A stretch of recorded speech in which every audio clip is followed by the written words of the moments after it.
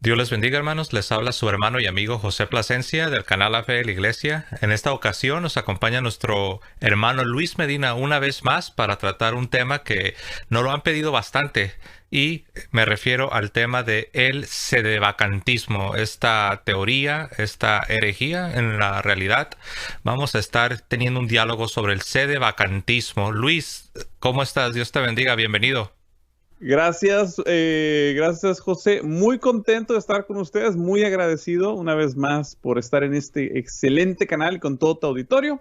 Y pues estamos listos, va a estar muy interesante, se los prometemos. Vamos a hablar de cosas muy importantes y vamos a clarificar varias cosas si tú tienes una duda sobre el sedevacantismo. Así es. Bueno, pues primeramente quiero presentar para ustedes una definición muy sencilla, y aquí la voy a poner delante de ustedes.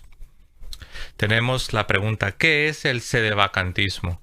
El sedevacantismo es la teoría de aquellos que afirman que los papas más recientes, es decir, los papas del Concilio Vaticano II, no han sido realmente papas, según ellos. Por consiguiente, la sede de Pedro o la silla de Pedro no está ocupada. Esta corriente de pensamiento se expresa en latín mediante la fórmula sede vacante. Y bueno, como pueden ver en la parte inferior de sus pantallas, tenemos que Francis Conrad fue el primer obispo sedevacantista en Estados Unidos. Esa es una breve definición con peras y manzanas. Sedevacantismo es la teoría que dice que la silla de Pedro está vacía, que no tenemos un papa legítimo sentado en la silla de Pedro. ¿Cómo ves, Luis, con esta teoría?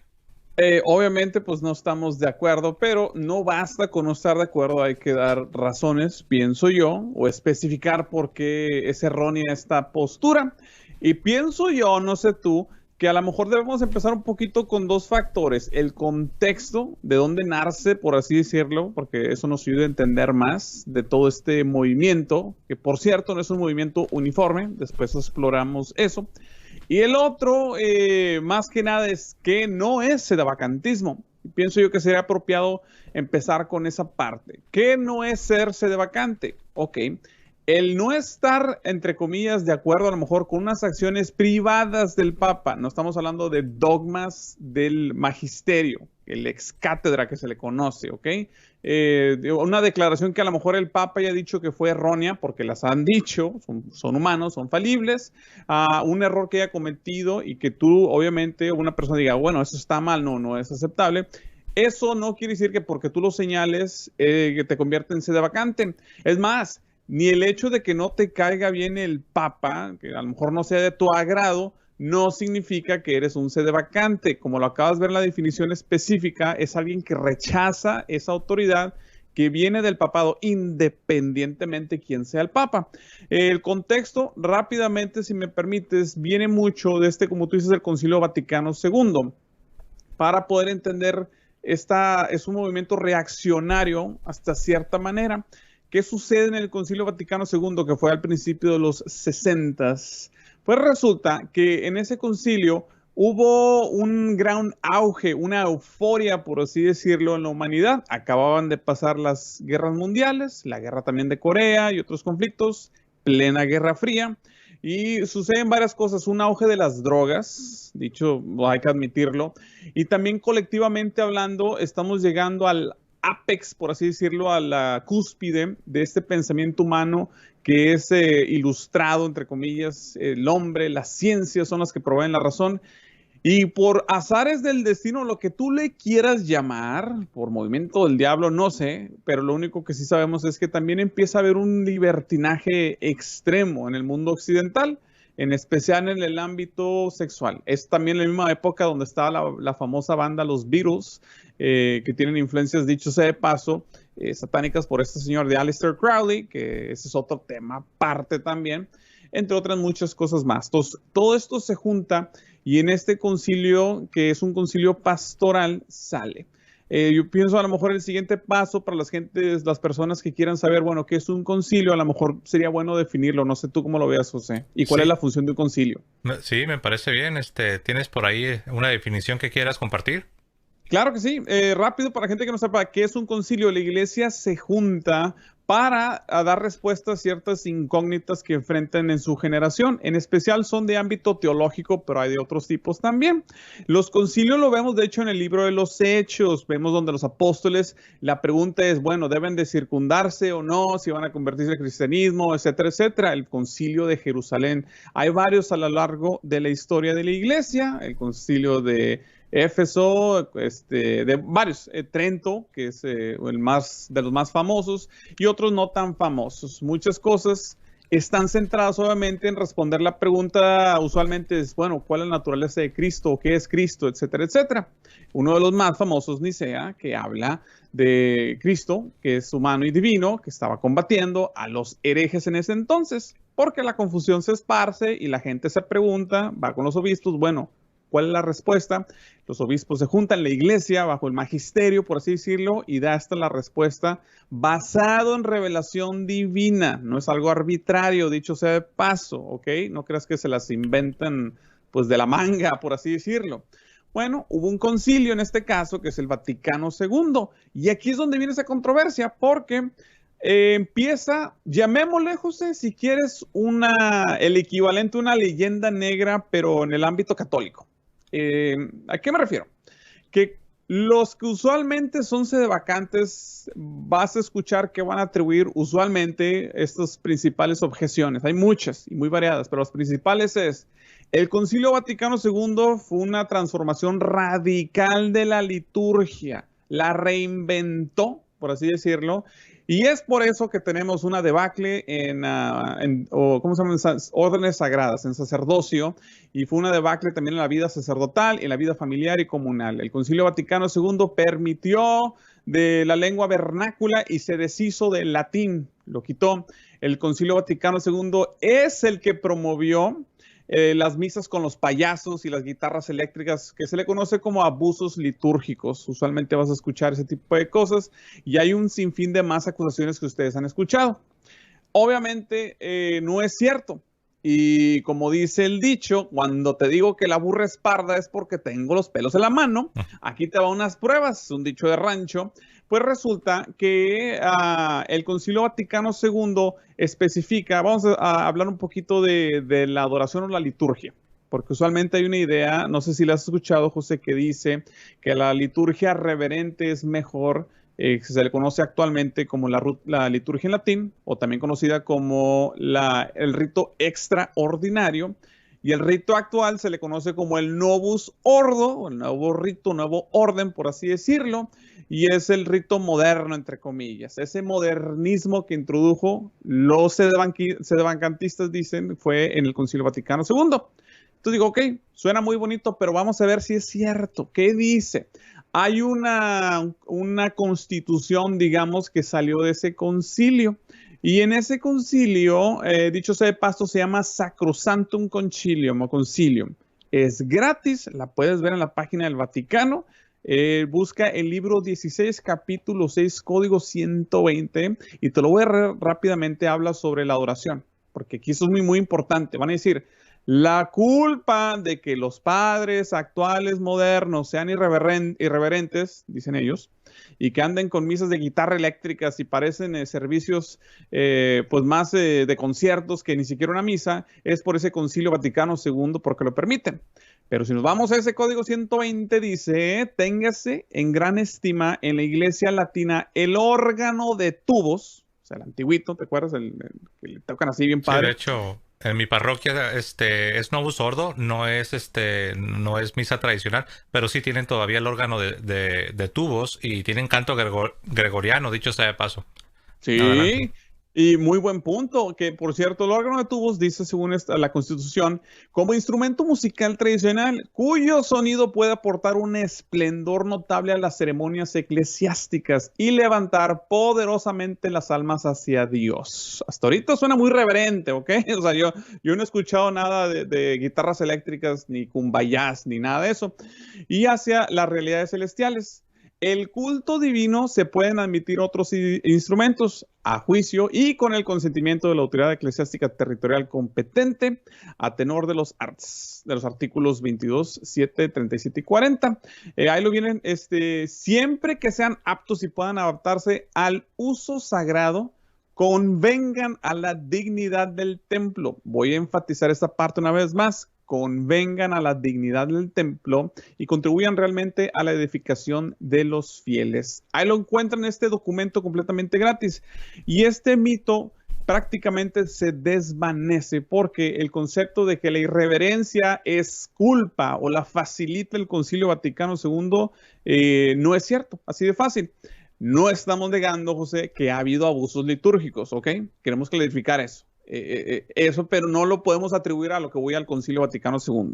A ver, exacto, de hecho eso iba a decir, porque alguien puede escuchar y decir, bueno, solamente está diciendo que no es cierto, pero yo sí veo abusos. Entonces, nótese que aquí lo que estamos tratando de hacer es hacer una distinción. Una cosa es el concilio y sus documentos, y otra cosa es la práctica que algunos ministros, algunos sacerdotes, han llevado después del concilio. Claro. Pero hay quienes quieren ignorar esta distinción. Una cosa es el concilio, una cosa son los documentos y otra cosa es la práctica que ciertas Claro. personas han llevado a cabo y que, como dices Malamente. tú, y que ciertamente ha habido abusos. Entonces, Claro. no se está negando la realidad de que existen los abusos litúrgicos, pero lo que sí estamos negando de manera tajante es que los documentos o el Concilio Vaticano II sea responsable directo Exacto. por estos abusos, ¿verdad?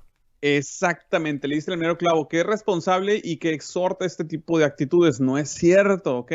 Es como, mira, vamos a ponerle un poquito más, que nos llegue a nosotros el ejemplo. En el catolicismo, la visión católica, el concepto de la vida es muy diferente. Nosotros no solo no creemos en el aborto, también no creemos en los preservativos, el evitar la vida, ¿ok? Hay ciertas denominaciones, no me competece decir cuáles, pero hay otras denominaciones dentro del cristianismo que a lo mejor estarán en contra del aborto, pero la anticoncepción sí es permitida. En el catolicismo no es. Ahora, si tú me dices, oye, espérame, el catolicismo no permite la anticoncepción, o sea, olvídate nomás. Pero yo conozco, prácticamente ha salido encuestas de que más de la mitad, según creo la última fue del Pew Research, si mal no tengo entendido, donde revela que la mitad, creo, si no es que más de la mitad de los católicos practican algún tipo de anticoncepción. No es el tema, no lo estoy juzgando, estoy dando un dato, ¿ok? No, entonces me puede decir, entonces es el culpable de esta anticoncepción es el catolicismo, pues no es congruente, ¿ok? Así como los dogmas de la iglesia. La iglesia establece claramente la transubstanciación de la Eucaristía, o sea, el cuerpo y la sangre de Cristo, los elementos ahí están, y es verdaderamente eso. Pero lamentablemente, al menos en Estados Unidos, como tú sabes, Tocayo, pues casi 3/4 de los católicos, o al menos que se claman como católicos, dudan de la presencia real de nuestro Señor en la Eucaristía. ¿A quién le echamos la culpa? ¿A la iglesia? O sea, los dogmas de la iglesia o realmente la gente es responsable por su incredulidad. Bueno, aquí es algo similar. Sí, no, muy buena analogía. Y lo mismo, podemos, aplicarlo en cualquier otra creencia, en cualquier otra filosofía, por así decirlo.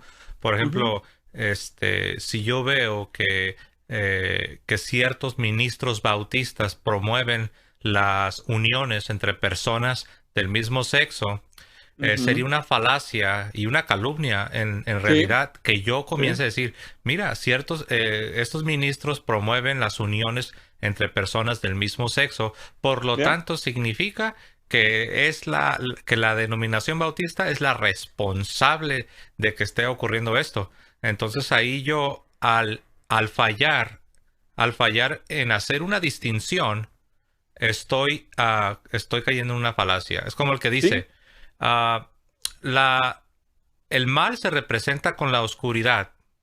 La oscuridad es algo negro. El gato es negro, entonces este gato es malo.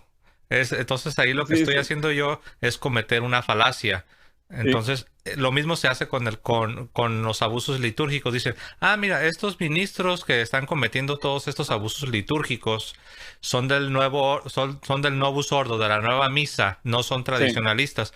Por lo tanto, significa que este concilio Vaticano II es el que está promoviendo todos estos males.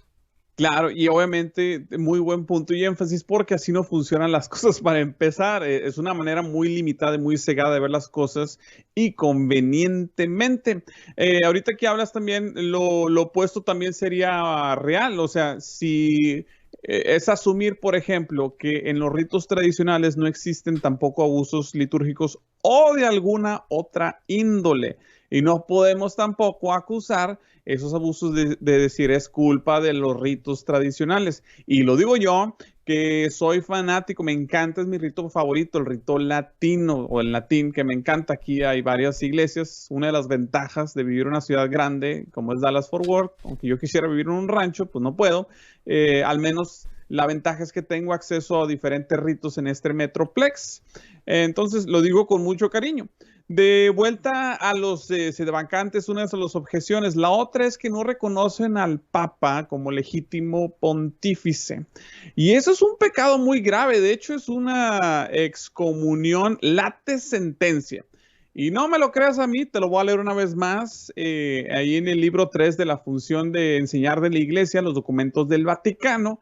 Y este sedevacantismo, el no reconocer la autoridad del sumo pontífice es considerado una herejía. Bueno, pues, ¿qué es una herejía últimamente? Ahí te va la definición según la Iglesia. Se llama el canon 751, se llama herejía la negación pertinaz, o sea, obstinada, terco, necio, después de recibir el bautismo de una verdad que ha de creerse con la fe divina y católica. O sea, si tú eres bautizado y con sacramentos y has profesado una fe católica y aún así eres necio, que no crees, estás quedando en energía. O a la duda pertinaz sobre la misma.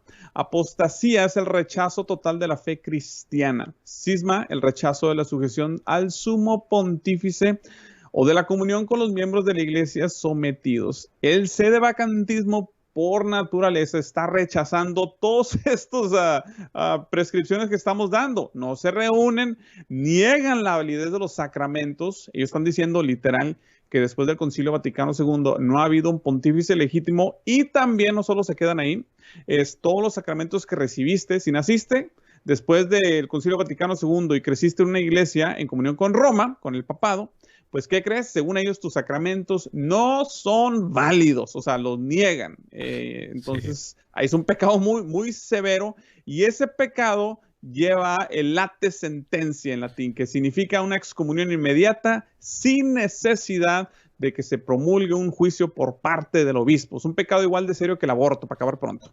Así es, de hecho incluso llegan al extremo de afirmar que la Iglesia Católica después del Segundo Concilio Vaticano se convirtió, según ellos, en una secta.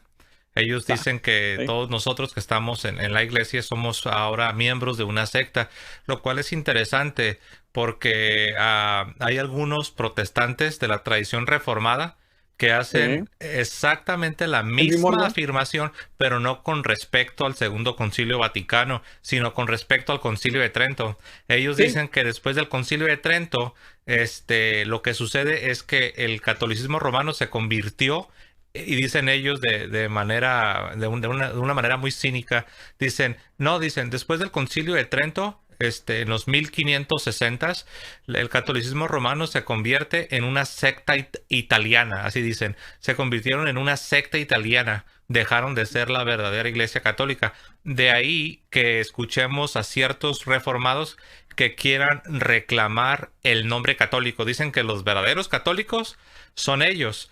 Y eso es algo interesante porque hay otros protestantes que son pues pertenecen a grupos como pentecostales que ellos rechazan del todo la palabra católico. Pero sí. esos reformados no rechazan la palabra católico, al contrario, ellos la quieren reclamar porque conocen la historia. Y cuando uno lee la historia, uno se da cuenta que católico es sinónimo de tener doctrina sana, doctrina ortodoxa, verdadera doctrina. Universal, Así es. dicho Entonces, sea de volviendo paso. a los sedevacantistas, eso dicen que ahora los que estamos en la iglesia pertenecemos a una secta en la realidad. Y un paréntesis quiero hacer. Recuerden que estamos tratando el sedevacantismo. En ningún momento, ya Luis lo mencionó, pero yo lo quiero enfatizar, en ningún momento no estamos hablando de nuestros hermanos católicos que asisten a la misa en latín, como ya lo señaló Claro. incluso Luis, a él le gusta mucho el rito extraordinario, la misa en latín. Ujú. Yo también he asistido a la misa en latín. La parroquia donde vivo no es una misa, perdón, sí, o sea, no tienen la misa en latín, pero yo también he asistido y me gusta. Y aquí tengo la prueba. Yo Sí. aquí El misal tengo mi de la misal Biblia. de la misa en latín y Sí. también como también yo asisto a la misa Novus Ordo, también tengo Adjunto. mi misal romano diario. Entonces, aquí está la prueba. Nosotros no estamos en contra, no estamos hablando de los hermanos que asisten a la misa tradicional. Estamos Sí. hablando de una teoría, de una herejía que se llama Ujú. el sede vacantismo. Y estoy repitiendo y estoy haciendo mucho énfasis porque alguien puede llegar en este momento y prender la televisión y comenzar a ver el YouTube y nos puede escuchar y puede decir, no, están atacando a la misa tradicional, están atacando a los católicos tradicionales. No, de ninguna manera. Estamos hablando del el sede vacantismo que, como ya lo presenté al inicio, se refiere, y como lo pueden ver en pantalla, se refiere a la teoría de aquellos que afirman que los papas más recientes, es decir, los papas del Concilio Vaticano II, no han sido realmente papas. Es decir, que que la silla de Pedro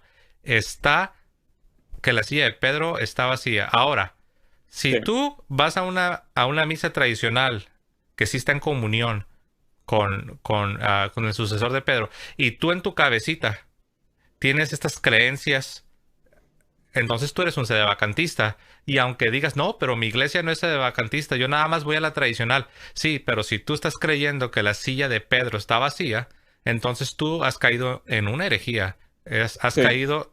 Has caído presa del sedevacantismo. En pecado. Y a veces hay que poner mucha atención porque dentro del rito latín, qué bueno que haces esa distinción, vamos a especificar. Hay diferentes ritos para la gente que no sabe dentro de la Iglesia Católica. Ahí está el rito bizantino, está el maronita, está obviamente el latín y otros, el ordinariate en inglés, que es similar, muy bonito, de hecho, sepas, se me hace que honestamente ese es mi favorito de todos, y vaya que yo soy fanático del latín, pero todos son hermosos y tienen sus ventajas y desventajas como cualquier otra cosa. No es tan uniforme como la gente cree o tan homogénea. Hay mucha diversidad en el catolicismo, entonces nos referimos a esos ritos diferentes al rito del Novus Ordo, para ser más específico. Y tienes que tener mucho cuidado porque hay muchas personas que van a un rito latín casi, casi como retando o en rebelión a la autoridad papal.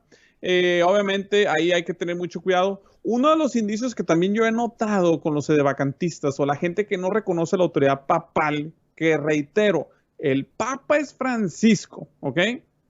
No nos hagamos. Hay diferentes tipos de, hasta cierta manera, de vacantismo. Es personas que gravemente creen que el Papa Francisco no es el Papa y que el Papa Benedicto es el Papa verdadero. O sea, hay diferentes niveles, como te digo, no es una creencia congruente o cohesiva hasta de esa manera.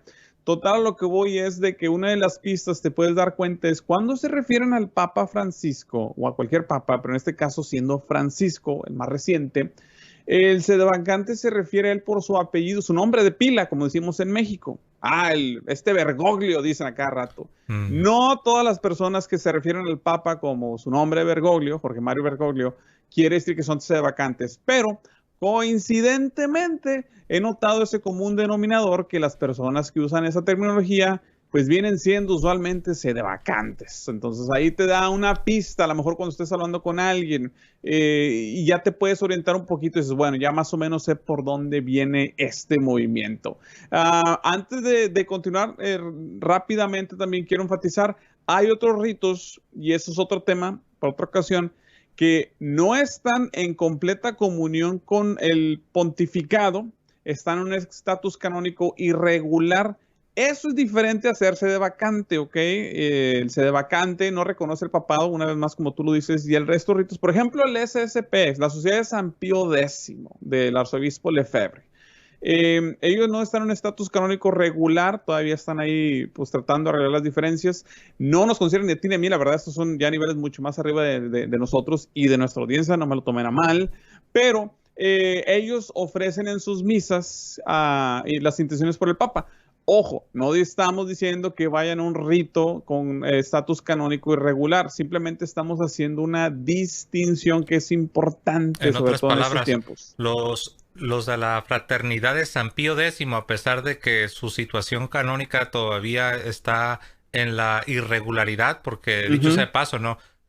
Por los últimos sí, años han estado en conversación con la Santa Sede para sí, buscar llegar a la unidad plena, ¿no? A la unidad completa claro, con la Iglesia. Pero la fraternidad de San Pío X, hermanos, no es sedevacantista, al contrario, no es. ellos prohíben, eso cuando estaba preparándome para este programa, hermano, me sorprendió cómo aún la fraternidad de San Pío X, a pesar de Sí. que todavía no están en una unión Y ha plena. habido, y ha habido diferencias, o sea, no creas que son, sí, sí, o sea, ha tenido problemas, no es como que todo es bombones y Oh, azúcar y no, flores, sí. ¿sí me explico? O sea, Pero lo y que me hasta ellos. impactó y me llamó mucho la atención es que la fraternidad de San Pío X prohíbe a sus sacerdotes y a sus fieles abrazar el sedevacantismo. Si tú estás en la fraternidad de San Pío X y tú empiezas a profesar el sedevacantismo, te vas a meter en problemas porque al menos la postura oficial es que el sedevacantismo es algo reprobable. No, no Ujú, lo permiten aún en la misma fraternidad de San Pío X.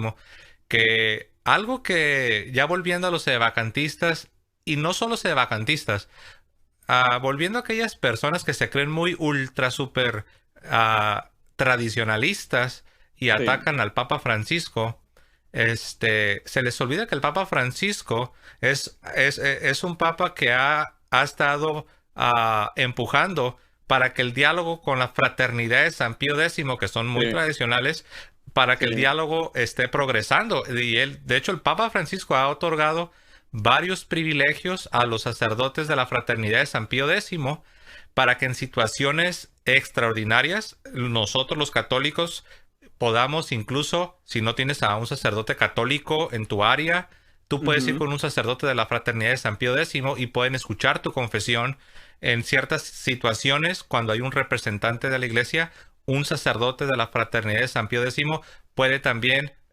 oficiar en una boda. O sea, el Papa Francisco le ha dado Ujú, ciertos privilegios a esta fraternidad que es muy tradicional, sí. pero los que les encanta atacar al Papa Francisco y que se creen súper, mega, ultra tradicionalistas, nunca te van a decir esto, nunca lo van a traer a colación. No los vas a contentar con nada.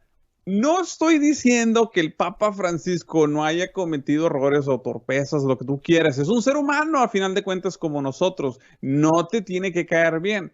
Lo que yo tengo el problema de todo esto, lo que a mí me molesta es que le pongan o atribuyan cosas que no van, y sobre todo porque la evidencia no lo corrobora. El pontificado de Francisco, con todos los defectos que le quieras atribuir, que no te los niego que hay, se ha distinguido también por ser, y esto lo recuerdo mucho a los tradicionalistas también, mis hermanos tradicionalistas, que se ha distinguido por ser muy activo en buscar un puente de comunicación, no solo con la sociedad de la fraternidad de San Pío X, otras también, la Iglesia Ortodoxa Rusa también ha estado en pláticas, algo que no se había dado por mucho tiempo. Usualmente en esta cultura que empezamos a ver del sedevacantismo, tienen mucho desdén por el papado, en especial el papado actual. Y muchos de los argumentos que ellos usan es, bueno, es que el Papa dijo algo que va en contra de la fe y por tanto, consiguiente, queda automáticamente fuera, excomulgado, o sea, ya no es católico. Pero este argumento, para empezar, está equívoco. Si me permite hacer esta aclaración, porque para que un papa, para empezar, sea declarado hereje o que no está fuera de la iglesia, es un proceso más complejo del que tú y yo creemos. De hecho, conlleva mucho más cosas. Ni siquiera una dubia, que significa duda, una pregunta, una aclaración, significa que el papa oficialmente es considerado hereje ni nada. ¿Ha habido papas con muchas fallas? Claro que sí. Pues más, empezamos con el primer papa de todos, San Pedro mismo negó a Cristo, ¿ok? O sea, de eso ya nos estamos dando una idea.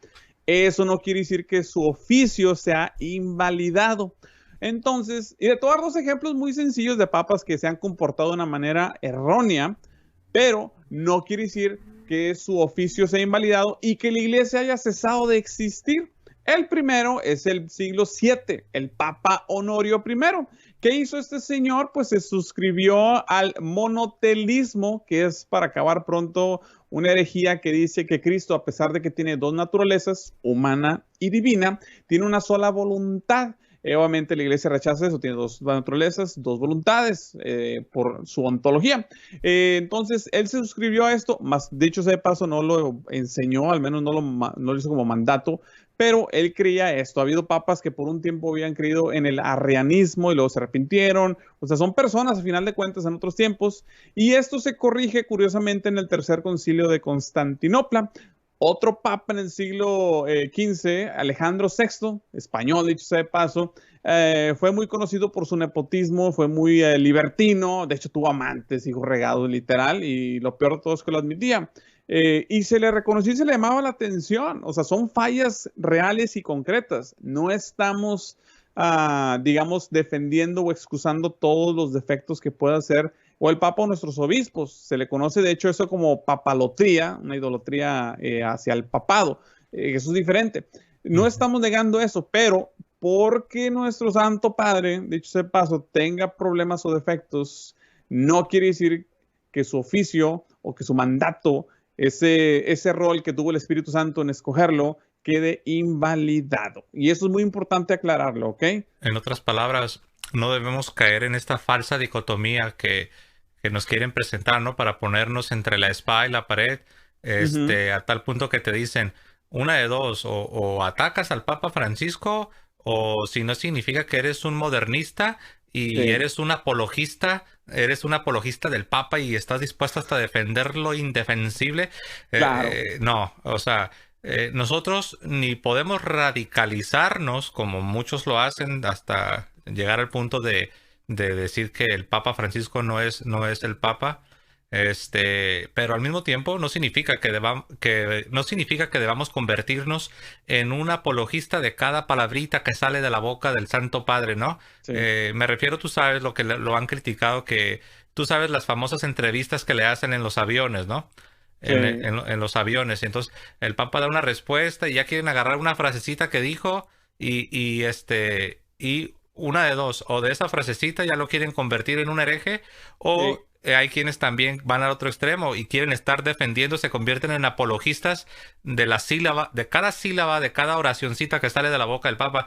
Entonces, esos son extremos y el Papa Francisco ocupa la dignidad del oficio petrino y debemos referirnos a él con respeto. Debemos, se espera que los católicos nos dirijamos y nos expresemos de él conforme a la dignidad del oficio petrino. Él es el sucesor de Pedro. Nos guste o no. Así es, nos guste o no. Entonces, al mismo tiempo hay que tener cuidado con no radicalizarse como algunos lo hacen, tristemente, incluso hermanos que sí están en comunión, ¿no? Me refiero a católicos. Ya no estoy hablando aquí exclusivamente de sede vacantistas. Ya estoy hablando de católicos que están en nuestras parroquias y hay que tener cuidado, ¿no? Y tienes toda la razón. Y te lo digo, por ejemplo, por experiencia, cuando en mi trayecto de vuelta hacia el catolicismo, pues yo busqué prácticamente toda opción a vida y por haber, literal, decía, bueno, pues me quedo en este lugar con tal de no someterme al pontificado a final de cuentas. Pero mientras más le rascaba, pues más era evidente para mí que no hay de otra. El catolicismo no es opcional, no le puedes quitar de que, bueno, voy a ser católico pero sin papa. No es católico entonces. Voy a ser católico pero sin el dogma de la Inmaculada Concepción. No es catolicismo. De hecho, por eso algunos... por eso, esa es la razón, por lo que acabas de decir, por la que algunos se hacen ortodoxos en lugar de católicos, porque dice, pues si me hago ortodoxo, significa que voy a tener toda la catolicidad, pero sin papa, sin purgatorio y sin el dogma de la Inmaculada Concepción. Y por eso algunos, porque caen en este error de estarle quitando y poniendo, se hacen ortodoxos. Y dicho sea de paso, para la gente que está ahorita considerando esa opción, le recuerdo también que para hacerse ortodoxo tienes que negar, no nada más esas cosas que acabas de nombrar, tienes que también negar el pecado original, se le conoce como pecado hereditario, otro tema que nos llevaría mucho tiempo también de describir. Entre otras cosas más, el concepto que ellos tienen sacramentos válidos, claro que sí, eso no es la Sucesión discusión, pero apostólica también. sucesión apostólica también, pero no están bajo el papado, están en cisma. Y no lo digo de una manera viciosa o atacante o pugilista, estoy describiendo una realidad porque si tú creciste en un seno católico o estás en dudas y estás buscando información, la estás obteniendo y aún así decides en pertinaz obstinación, por así decirlo, rebelarte en contra del papado, pues ya el pecado está sobre ti. Quiero recalcar dos cosas rápidamente, José, si me permites. Sí, El adelante. Papa tiene dos funciones o jurisdicciones o autoridades, como le quieres decir, entre su oficio. Una es como juez supremo del magisterio. Ahí es donde habla ex cátedra, que no ha sucedido muy seguido. Ahí viene lo de la infalibilidad, dicho sea de paso, ¿ok? Donde hacen procedimientos dogmáticos magisteriales, del dogma de la iglesia específicamente, es donde no puede errar. Y el otro es como jefe de la iglesia, como jefe literal, cabeza administrativa de la iglesia. Ahí sí, para que veas, pueden cometer errores, torpezas, negligencias, hasta con dolo si quieres, pero eso no tiene nada que ver con el otro. Ahí se puede equivocar y no es un pronunciamiento de fe, ¿ok? Eso es muy importante porque en el sedevacantismo tienden a diluir esas dos funciones usualmente y como tú dices, están buscando una silabita, cualquier cosa que yo pueda buscar para agarrarme y atribuirla. ¿Ves? Dijo una herejía y lo está enseñando y ya es enseñanza ex cátedra. Espérame, o sea, no me quieras confundir aquí las cosas. Y también siento a lo mejor, José, si podemos hacer un rápido paréntesis y tú puedes describirnos un poquito nada más para qué conlleva para que un papa sea condenado como hereje. No es tan fácil como la gente cree. No se trata de que nosotros desde la comunidad de nuestros hogares y con nuestro canal de YouTube podamos decir y dictaminar y tengamos la autoridad de decir, ese papa no sirve, no es válido. Es algo un poquito más complejo, ¿verdad? Sí, algunos confunden.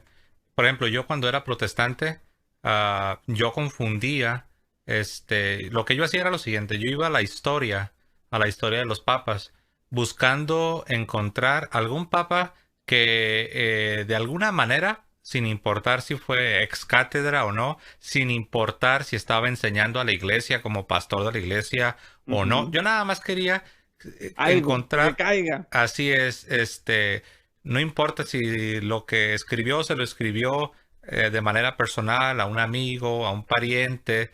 Ah, no, ya yo agarraba eso para decir, ¿ves? Es mentira lo de la infalibilidad y este papa aquí se equivocó, llegó a pronunciarse con ideas, que la iglesia ahora no aprueba y así, ¿no? Entonces, una cosa es que un papa pueda errar, y otra cosa es que un papa sea declarado hereje en el sentido Ujú. formal. Sí, Como tú ya lo explicaste al inicio, ¿no? Para que alguien sea declarado un hereje en el sentido formal, tiene que ser amonestado varias veces. Hay un proceso sí, canónico por el cual se debe atravesar.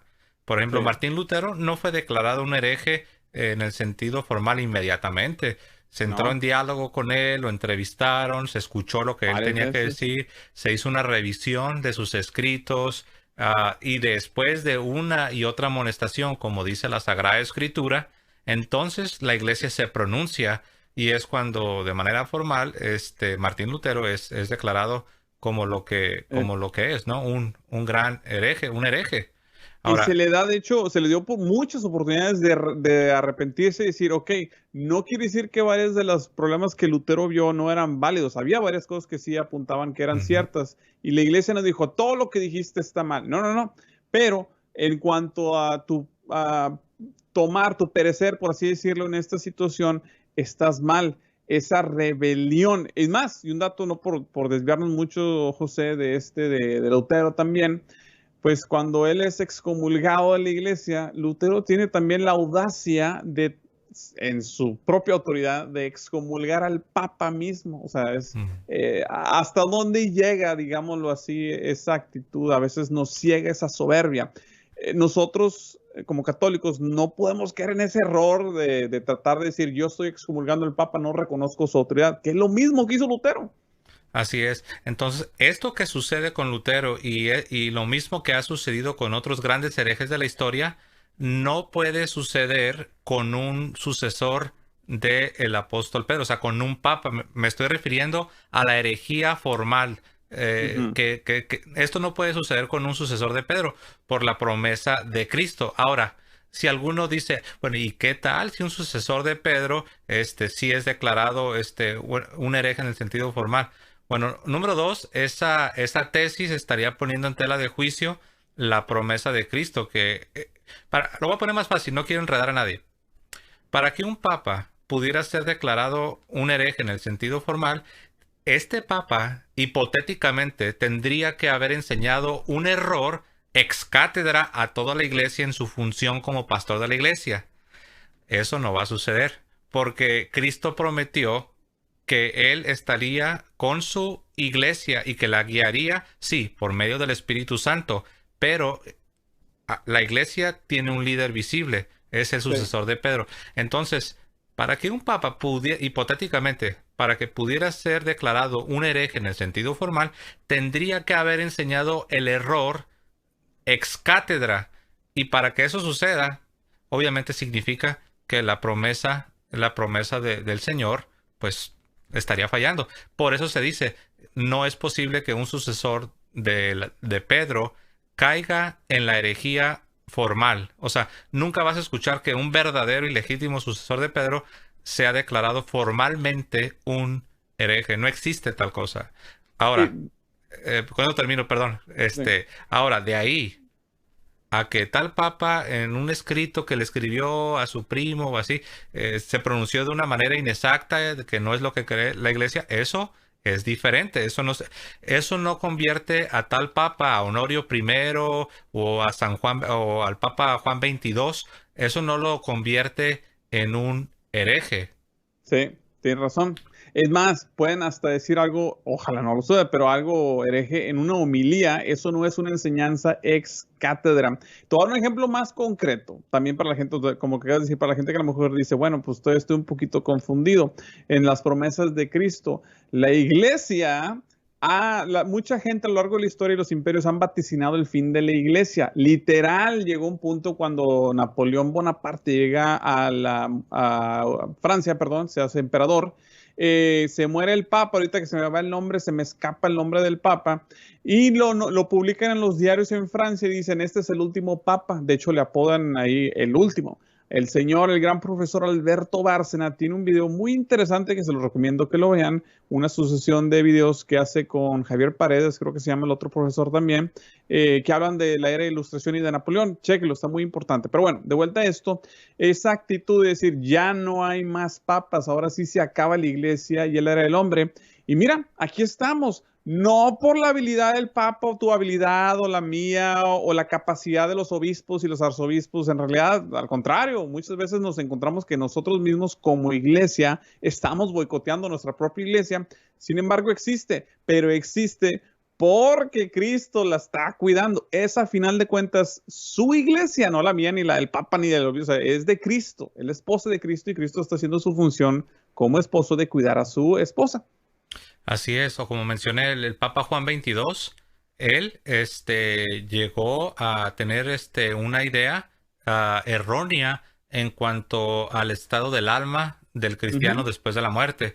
Él llegó a creer que después de la muerte, cuando el cristiano muere, el alma entraba en una especie algunas Como un personas lo limbo. llaman el sueño del alma, que el alma Sí, como que sí, había sí. un periodo donde el alma estaba como descansando o dormida, algo así. Un tipo de nirvana, así medio raro, sí, sí, sí. Sí, entonces, bueno, no tanto nirvana, sino más que Mm. nada como que el alma no se va directamente, o sea, como que el alma no va directamente en este caso podría ser al purgatorio o al Sí, infierno, ¿no? sí. Sí, sí. Se queda O- suspendida, sí está raro, sí, sí. Así es, pero después el Papa Juan XXII, él se retracta y dice, yo en tal carta, en tal escrito, por mucho tiempo yo llegué a creer esta idea, pero me retracto. En otras palabras, Sí. se arrepiente.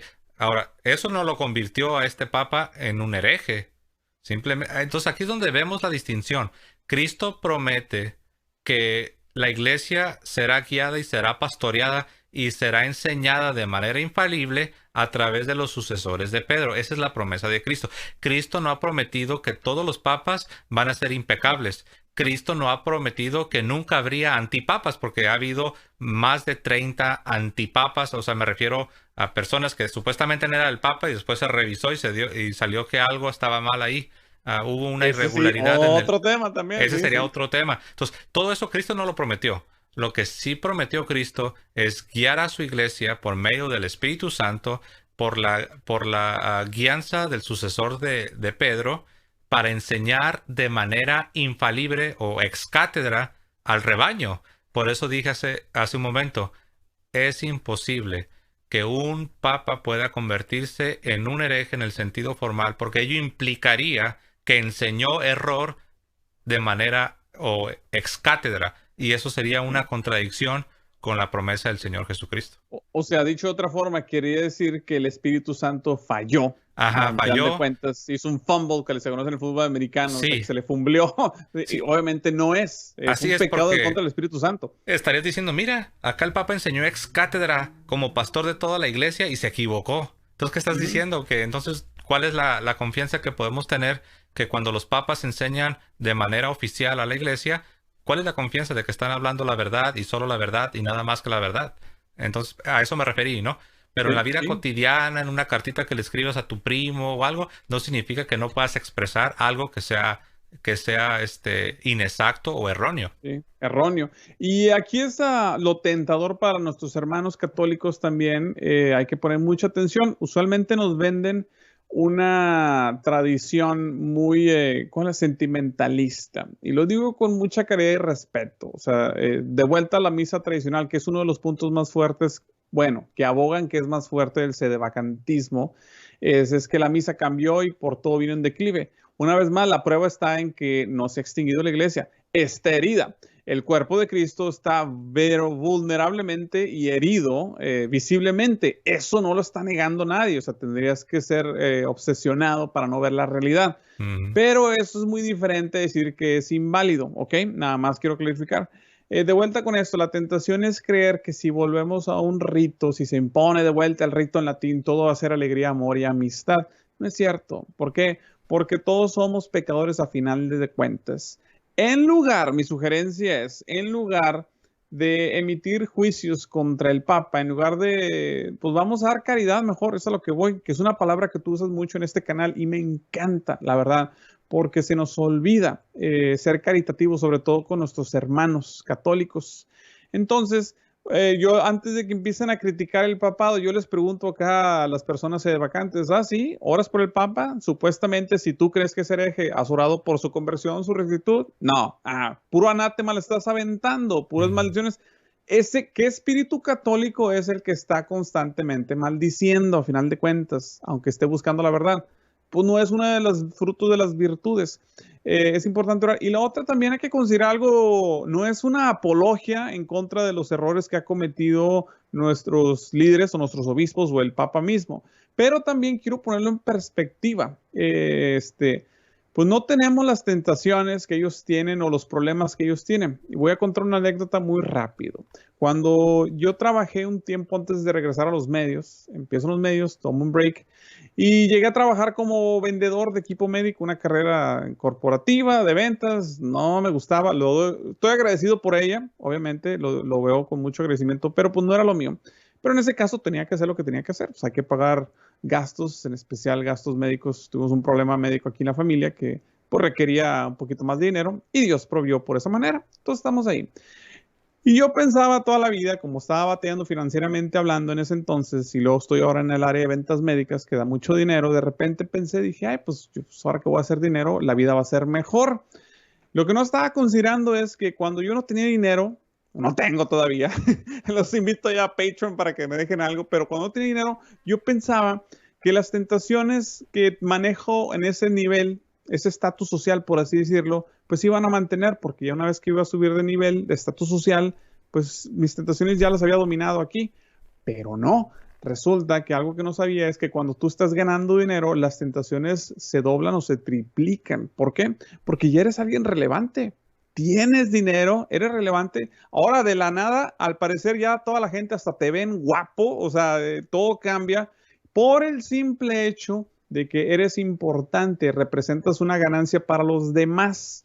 Entonces, si esto sucede en nuestro plano normal, mundano, por así decirlo, porque pues nosotros somos personas comunes y corrientes, imagínate una persona de peso y relevancia y de poder, imagínate un obispo, imagínate un arzobispo, un papa, un presidente, o sea, ellos tienen que lidiar y muchas personas obviamente no lo hacen de una manera adecuada, pero tienen que estar enfrentando ataques del demonio que son mucho más fuertes que la verdad ni tú ni yo ni la mayoría de las personas que nos están viendo pues tenemos una idea de lo que conllevan, la verdad. O sea, es un mundo al que no tenemos acceso.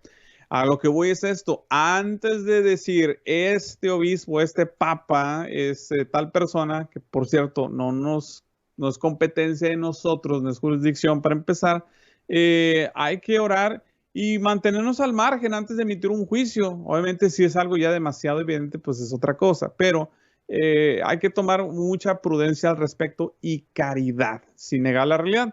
Y la otra, si me permite cerrar este punto antes de que se nos acabe el tiempo, les digo a las personas, hay que ser un poquito más positivos. Les recuerdo que durante este papado, que es un papado que muchos sedevacantes obviamente aborrecen, o sea, aborrecen a todos los papas, pero en especial a este papa en específico, y muchos tradicionalistas también aborrecen al Papa Francisco. Pues les quiero recordar que durante este papado se ha incrementado exponencialmente las misas en latín.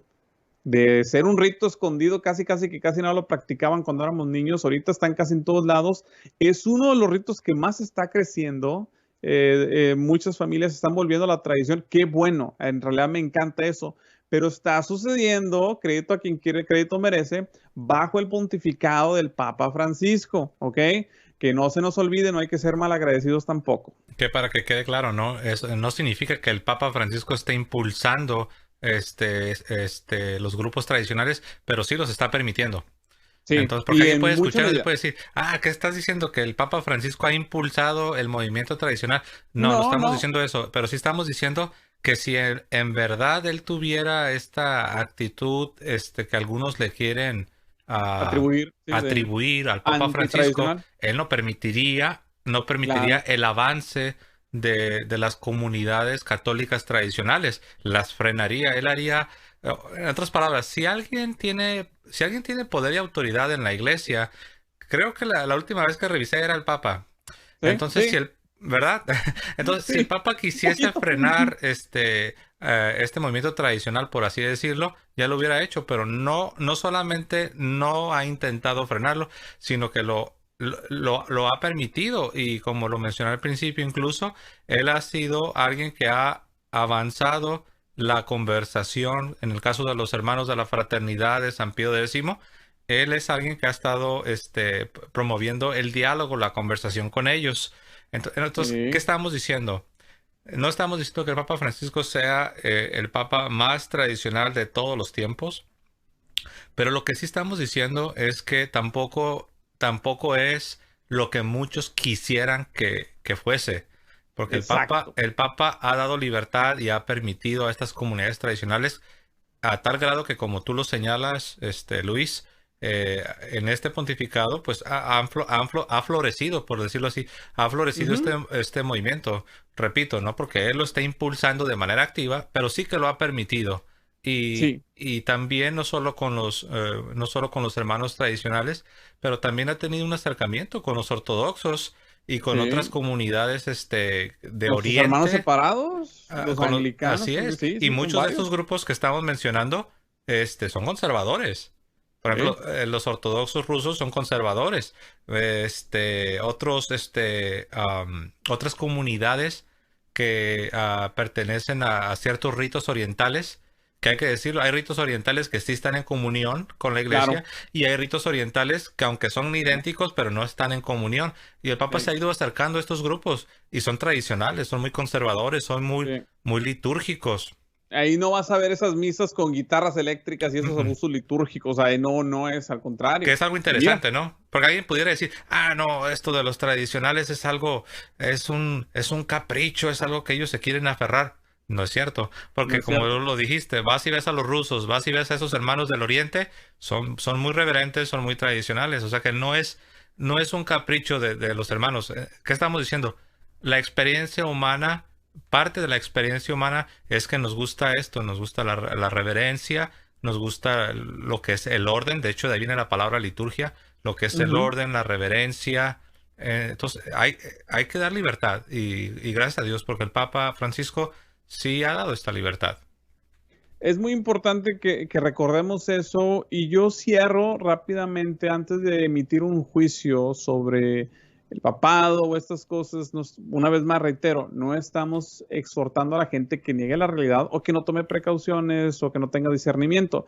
A final de cuentas, esto se reduce aquí. La autoridad está en la silla de Pedro hasta que el Señor decida lo contrario, pero por lo pronto no ha sucedido y no nos competece ni a ti, ni a mí, ni a nadie. Lo que sí nos conlleva es someternos a esa autoridad al final de cuentas, porque Dios busca esa obediencia y eso no te exime de tus obligaciones como católico a final de cuentas. Te pregunto una vez más, cuando tú rezas tu rosario, oras y ofreces por las intenciones del Santo Padre, oras por el Papa, sí o no, hay debe mucho. Y cuando empieces y antes de acusar, y antes, se me olvidó decir este punto durante la conversación también, antes de acusar a alguien de idólatra o hereje, sobre todo de idólatra porque estamos viendo muchas de esas acusaciones hacia el Papa Francisco, por acciones que la verdad pues sí nos preocupan, ¿verdad? Que ahorita no voy a nombrar porque se nos acaba el tiempo, pero como todas personas pues han hecho cosas que digo, la verdad pues no le entiendo, pero bueno, allá él y que Dios se encargue. Pero antes de decir, bueno, es idólatra y todo, te recuerdo que la idolatría es muy fácil verla en el trigo ajeno. Es muy fácil apuntarla a la otra persona, pero no la vemos en nosotros mismos. Y antes de acusar algo, vean entre ustedes mismos a sus vidas. Yo me di cuenta de esto. Te voy a dar un ejemplo. Cuando tú confías más en el dinero, si tu seguridad espiritual, tu alegría, tu bondad surgen porque tú tienes una paz y esa paz te la da tu cuenta bancaria, porque tus negocios te lo han permitido, porque tienes tu casa pagada o porque lo que gustes y mandes, esa seguridad viene de ahí y no de todo lo que procede de la boca del Señor. Entonces tú estás cometiendo idolatría y tienes que confesarla. Y no estoy diciendo eso para condenarte ni nada, o sea, al contrario, para motivarte a decir, ah, caray, a lo mejor aquí había algo que no había puesto atención. Y vas con ese sacerdote y te confiesas. Oye, he sido idólatra y le explicas, tal vez he confiado más en el dinero. Si la pérdida de dinero o de bienes materiales o de tu salud o lo que tú quieras modifica tu estado espiritual, en vez de la palabra del Señor, en vez de las promesas de Cristo, entonces ahí hay idolatría. Pero pues seguido no analizamos eso, pienso, y se nos hace muy fácil tan desairadamente acusar a alguien de idolatría porque no la vemos en nosotros mismos. A lo mejor si nosotros volteamos a ver en nuestro examen de conciencia, que pues casi ya nadie lo hace, por desgracia, pero ese es el objetivo, de decir, ah, caray, revélame Espíritu Santo, qué pecados he hecho. Y eso incluye idolatría. Si a lo mejor si volteamos a ver en ese examen de conciencia nuestras acciones, pues seríamos un poquito más prudentes, pienso yo, al momento de acusar a alguien de un pecado. Así es, el Señor Jesucristo dijo, en esto conocerán que son mis discípulos, en que os améis los unos a los otros. O sea, si no estamos realmente viviendo en amor, en la caridad de Dios, este, si, eh, sino todo lo contrario, hay quienes hacen videos para estar lanzando ataques, calumnias, en contra del Papa Francisco, pues Ujú. algo no está bien, ¿no? Hay un dicho que a mí me gusta repetirlo, no recuerdo el nombre del santo que lo ha dicho, pero dijo que Dios resiste a los soberbios. Dios resiste al soberbio, aun cuando éste tenga la razón. Entonces, eso es algo que sí debemos pensar. Puede que tengas la razón en algún punto que estés diciendo, pero si estás faltando a la caridad, si estás llevado por Sí. la soberbia, cuida tu actitud y cuida de ti mismo, ¿no? Quiero mostrar algo en pantalla. Es una imagen y dice, ningún santo en la historia de la iglesia ha sido sedevacantista. aun cuando ha habido un gran número de ellos, de santos, que se resistieron abierta y enérgicamente a los errores de un papa. Ningún santo en la historia de la Iglesia ha sido sedevacantista, aun cuando muchos de estos santos, de esos grandes hombres de Dios, se opusieron abierta y enérgicamente cuando los papas o erraron Erraron. o se estaban conduciendo de una manera inmoral. Exacto. Entonces, es un buen punto, ¿no? Y yo sé que la gran mayoría de personas que puedan ver esta transmisión, la gran mayoría no van a hacerse de vacantistas, pero sí que están influenciados porque hay que decirlo, no todos los que creen de esta manera que hemos expresado en este video, no todos son sedevacantistas. Muchos están dentro de nuestras parroquias, dentro de nuestras iglesias, pero sí que están influenciados. Todas estas ideas nacen del movimiento sedevacantista y de ahí se han desparramado y se han propagado a tal grado que los encontramos en nuestras parroquias. Están influenciados, están infectados con el virus del sedevacantismo. Entonces, me refiero a los que están rechazando que, que tengamos papa, que dicen que no hay papa, que la silla está vacía. Pues de ahí viene el nombre, ¿no? Silla vacía, Sí, sede sede vacante, vacante, literal. que, que no es lo mismo que ser católico tradicional. De hecho, no puede ser un católico tradicional Exacto. en la iglesia y al mismo tiempo rechazar que tenemos el No, no, Papa, ¿no? no, no es congruente. O sea, qué bueno que mencionas eso. Es como ser un vegano y que te guste la cacería, así como que pues no, no hace Algo. sentido, ¿sí me explico? O Ujú. sea, entonces, algo de volada que quiero señalar que me llamó la atención que dijiste sobre los santos y tiene mucha razón. Y es algo que estamos llamados como católicos a seguir, a imitar la vida de los santos. Muchos de ellos han sufrido injustamente a manos de los líderes eclesiásticos. ¿Cuál es la diferencia? Cuando un santo sufre, él ofrece sus sufrimientos a la gloria de Dios y eventualmente gana, se queda con la última palabra. El que ríe al último ríe mejor, como dice el dicho. A final de cuentas, voy a hacer dos contrastes. Un santo, por ejemplo, el San Pío X, por así decírtelo, el legado de San Pío X sigue hasta la fecha. Pero cuando una persona se revela, el legado de un sede vacante, pues ¿dónde está? Más que en cisma, a final de cuentas, en perdición de almas, mientras que la del Padre Pío está ganando almas hacia el cielo hasta la fecha, aunque no me lo crean. Ujú. Entonces, hay que tener mucho cuidado, esa actitud, el non servium, no serviré, o sea, esa rebelión, como diría el profesor Miguel Ayuso, pues sigue ahí y hay que mantenerlo muy a la raya, en especial en estos tiempos donde cada vez se están haciendo más turbulentos, como lo estamos viendo a nuestro alrededor. Es más sencillo hoy en día perder nuestra alma que antes. A lo mejor ya aseguramos nuestro sustento material. Es fácil ganar dinero, entre comillas. Bueno, es fácil, hay sociedades caritativas y el seguro social, asistencia pública, etcétera, etcétera. Y es fácil no morirse de hambre a comparación de antes. Pero es más fácil perder el alma hoy en día que cuando en tiempos antiguos. Entonces hay que tener mucho cuidado ahí. Así es. Bueno, yo quiero cerrar con un brevísimo resumen. Ah, el sedevacantismo es una teoría y es una teoría falsa. Es algo Ujú, que la iglesia ha reprobado, ha condenado. ujú. No puedes ser tú un sedevacantista y estar en una buena conciencia, bien delante de Dios, delante de tu prójimo. No puedes estar en una plena comunión. Si tú eres un sedevacantista, debes arrepentirte. Debes arrepentirte. Entonces, ese es el problema, el sedevacantismo o la mentalidad sedevacantista, que es muy diferente, y lo voy a volver a recalcar. No estamos hablando de nuestros hermanos tradicionales, que tanto Luis ya lo confesó. Yo también les mencioné que a mí también me gusta la misa en latín. Mi parroquia no es no es en misa, no dan la misa en latín. Sí es muy reverente, son muy Sí. reverentes, respetan la liturgia. Sí, qué bueno Este, que siento que a lo mejor discúlpame, pero qué bueno que enfatizas eso antes de que se nos pase, no porque sea una liturgia no sordo quiere decir que no es reverente o que no vas a hallar ortodoxia en esa liturgia ujú, también, ¿ok? Qué bueno que así mencionas es. eso. Más quiero Entonces, clarificar. así es. Entonces aquí estamos atacando el error, la herejía sedevacantista. y que no debe confundirse con ser un católico tradicionalista. Yo, por ejemplo, yo aquí tengo mi misal, no se va a ver.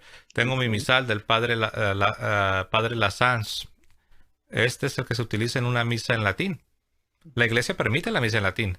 Algunos Ujú, también hay que tener cuidado, hay quienes van al otro extremo y hablan de la misa en latín y de los que son católicos tradicionales como si fueran como que si fueran malos, ¿no? La iglesia lo permite. sí, ¿Por qué vas a sí, condenar tú algo que la iglesia permite?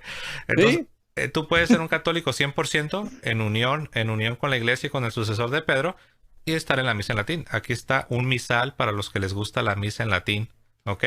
Entonces, no estamos hablando de ellos, no estamos hablando de la fraternidad de San Pedro. La fraternidad de San Pedro, son los católicos que tienen la misa en latín y que están 100% en comunión con la iglesia y en comunión con el sucesor de Pedro. Yo, por ejemplo, mi parroquia es el Novus Ordo y este es el misal que se utiliza en el Novus Ordo. Está misal romano diario. Entonces, aquí hay una prueba, pues hay quienes te quieren hacer que rechaces todo lo tradicional, pero hay quienes te quieren llevar a un extremo, ¿no? Y llegar a radicalizarse. Entonces, no estamos hablando de los hermanos católicos tradicionales. No estamos hablando de la fraternidad de San Pedro, que es una excelente fraternidad y que yo la he visitado varias veces y sí me gusta por lo reverente. sí, sí, Estamos sí, sí. hablando de la herejía del sedevacantismo. Lo dijimos al inicio, pero ahorita como ya estamos cerrando, lo he querido repetir hasta el cansancio porque no falta el que dice, no, el hermano está diciendo que si eres católico, no, estamos hablando de la herejía del sedevacantismo. Sí. Ahora, si tú estás dentro de la iglesia, pero ya estás infectado con el sedevacantismo, pues debes tener cuidado. Ujú. Y quiero decir algo ya para terminar. Ha habido quienes me han preguntado, hermano, ¿usted qué opina? Vi un video donde se habla de una teoría que tal vez el Papa Francisco hubo una irregularidad en el proceso de elección, que tal vez no es el Papa, tal vez se trate de un antipapa. Lo que yo siempre respondo y lo respondo una vez más es, mira, sí ha habido antipapas en la historia, ha habido más de 30 antipapas, pero eso es algo que le ha tocado a los obispos resolverlo, descubrirlo, Ujú. resolverlo, confirmarlo, declararlo. Y para que eso suceda, tú y yo ya vamos a estar muertos, porque usualmente Sí, cuando se descubre es cuando ya o ya fue removido o ya falleció. Entonces, eso es algo que a nosotros no nos toca, no sabemos. Tú y yo no podemos viajar al futuro y estando en el futuro voltear hacia el pasado y decir, oh, sí, mira, lo declararon los obispos en el año 2032. Fue cuando se reunieron en concilio y lo declararon antipapa. Tú y yo no sabemos eso. Cualquier otra cosa es estar presumiendo de que tú tienes un conocimiento que nadie más tiene. Esas y son ojo. las teorías de conspiración, ¿no? Sí, sí, sí, tienes toda la razón. Y si a ti se te pasa ahorita que llegas al último, espérate ahorita que se suba el video y lo puedes ver de un principio para que si tienes alguna pregunta o no estabas seguro, ahí lo puedes volver a revisar sin ningún problema. Así es. Bueno, espero que se haya cumplido el objetivo, ¿no? Que era traer a la mesa el problema del sedevacantismo y también la influencia que el sedevacantismo está teniendo en muchos hermanos, principalmente en las redes sociales, haciendo videos exclusivamente para causar sensacionalismo, teorías de conspiración, atacando al Papa. Muy Sí, bien, hermanos, pues por nuestra parte ha sido todo. Gracias por habernos acompañado.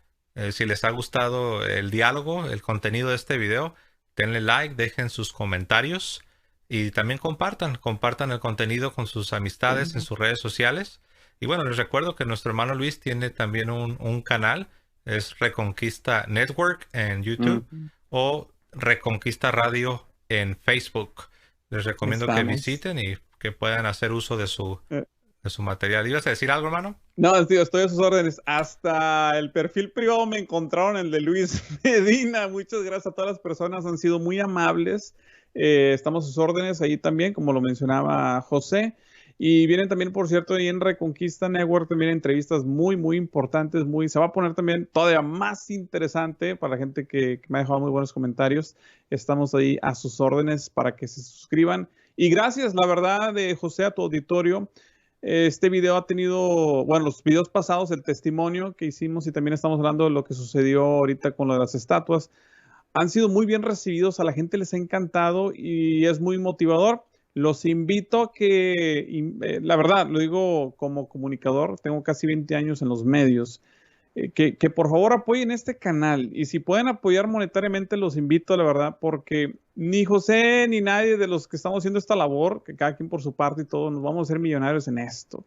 Y este trabajo que estamos haciendo lo hacemos con mucho amor y devoción y lo hacemos porque queremos ayudarte a que tú te vuelques a Dios. Entonces, si tú y Dios te ha dado esa providencia, puedes apoyar a la fe de la iglesia en Patrón, Patreon, que se conoce en inglés.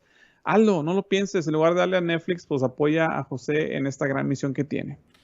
Oh, pues una vez más, Luis, gracias. Gracias. Y bueno, me hiciste que me recordara a nuestros patronos, a nuestros patrocinadores. Gracias, hermanos, por apoyarnos. He estado tratando de tener la costumbre de no dejar pasar la oportunidad para darles gracias a todos ustedes que nos han estado apoyando de manera regular con su patrocinio por medio de Patreon. Gracias, hermanos. En verdad que ustedes han sido de bendición y gratitud va para todos. Yo sé que no todos tienen la posibilidad, pero todos ustedes, hermanos, gracias por su apoyo, gracias por sus comentarios, gracias por estar con nosotros. Lo que hacemos, lo hacemos por amor a Cristo y también por amor a ustedes y queremos, a lo mejor de nuestra capacidad, enseñar lo que enseña la iglesia, ¿no? Enseñar la fe de la iglesia y no nuestras propias opiniones. Ya saben, hermanos, manténganse alejados del sedevacantismo, amen a Cristo, amen a sus hermanos, usen la caridad. Y cuando digo amen a sus hermanos, me refiero a todos, a los tradicionales, a los que no son tradicionales, ámenlos a todos, hablen la verdad, siempre en amor, siempre con caridad, denuncien el error, denuncien las obras de las tinieblas, como dijo San Pablo, pero siempre cuidando el amor a Dios y cuidando el amor al prójimo. Que Dios los bendiga. Y ya saben, ahí está, mira, el poder del Santo Rosario, que yo también tengo aquí el mío. No nomás tú, no me voy a quedar aquí, no me voy a quedar atrás, ahí está, mira. Se me lo trajo mi hermano de escenario de San Patricio en Nueva York. No, pues ya me ganaste. Mucho. No viene de allá. Viene de aquí. Está bendito, sí, también, sí, entonces. No, pues sí. Pero tengo uno que está bendecido por el Papa, ¿eh? Mi hermana no es rosario, es una cruz franciscana que mi hermana me trajo, visitó la Basílica de San Pedro. Y ya ves que se usa que cuando viene el Santo Padre, todos sacan sus rosarios y lo que tienen y pasa el Santo Padre, Papa Francisco, bendiciendo todo. Y pues sí, mi hermana puso la cruz franciscana pero bueno, esto de payaso nada más, ¿no? Pero sí, es una bendición. Yo no sabía, ¿eh? Me dio la cruz y hasta el tiempo después me dijo, ¿sí sabías que esa la bendijo el Papa? Y yo no sabía, pero bueno, dicen que el que mucho se despide, pocas ganas tiene de irse, hermanos, y ya se dieron cuenta que eso es verdad. Nos despedimos como siempre. Que viva Cristo Rey y que viva Santa María, siempre Virgen. Un abrazo, hermanos. Dios los bendiga. Hasta luego.